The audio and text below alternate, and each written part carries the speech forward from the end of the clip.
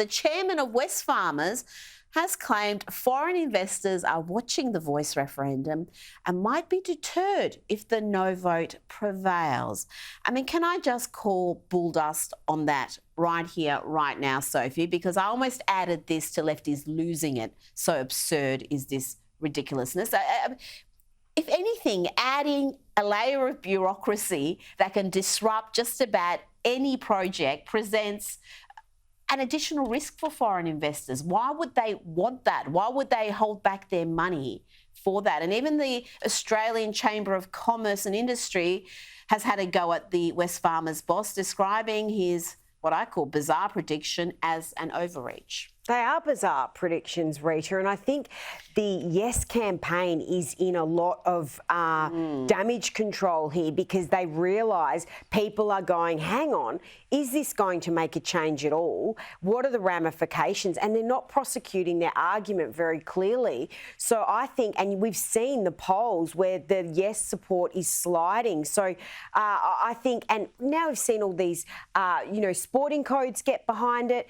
People are basically being coerced into you must vote yes, otherwise you're racist. Well, it started off with a guilt trip that you do this because you're kind and it's the nice thing to do. Now it's turned into full-blown abuse, where they're not ever actually stating what this is going to do that's going to be useful in any meaningful way, in a practical way. It's all about, if you don't support it, you're this and you're that.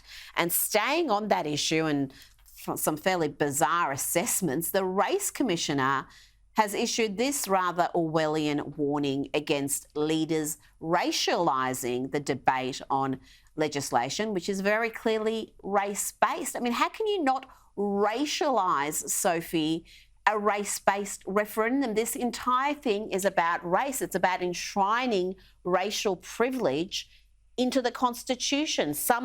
A body that is only open to a small percentage of the population based on their race and nothing else. I think, Rita, the argument that is shining through in the referendum is the discussion that if you have Indigenous roots back, in Australia's history, you are going to get privileges now, and we're going to separate the community. And I think that's really worrying. And I think that is one argument that the No campaign is prosecuting quite well. And that is worrying people. Why should you get extra rights because of your links to Australia? There's so many people who've come to Australia more recently. Now we're going to decide if you've been here longer, you are going to get more benefits. And where does that stop? Do we then say migrants like me, who are fairly new to the country, are lesser citizens than, say, someone like yourself who goes back generations? I mean, is that the sort of backward, ugly mindset we're going to adopt for the country, where it's not like everyone's judged based on their contribution and everyone's treated equally? No, now something you have zero control over, your ethnicity, is going to determine what sort of a citizen you are and what sort of rights you have. No, thank you. Now, we've seen sporting clubs, entire leagues, including the AFL, NRL, Netball Australia, a bunch of others, publicly back the race-based referendum. But one sporting great is not happy with sporting bodies taking a position on this contentious political issue. Racing legend Larry Perkins has threatened to renounce his Motorship Australia membership because they're guilting people with their support of The Voice.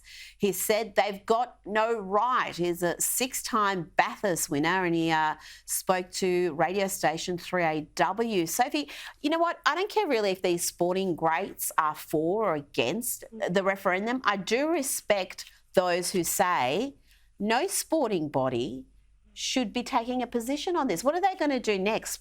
Print out how to vote cards for, who they want you to vote for at the general election? Stay out of it. You do what you like. If you feel so impassioned about it, give education sessions from the Yes and the No camp to your staff, to your stakeholders. But to actually get on camera and say, we're backing this, I mean, what does it say to all your employees, all your supporters? every stakeholder who disagrees with you. Are you saying they're not now included in your organisation? Rita, sport is one thing I think in this country where people like to go to a sporting match and not be told how to think. They don't want to think about politics. They don't want to think about this stuff. And now we've got sporting code after sporting code coming out and saying, we support the Yes campaign. And it's obvious why they're doing this. They want government funding. Why would no sporting club in this country, I believe this, would come out and say, I support the No campaign? They would not be that brave. Well, I'm not so sure. I think it's not just a matter of funding. I think these organisations have been captured ideologically, and they will cut off their nose to spite their face. They will take positions which, if you're actually making a risk assessment, you would say, don't do that. You're going to alienate quite a significant portion of your supporter base.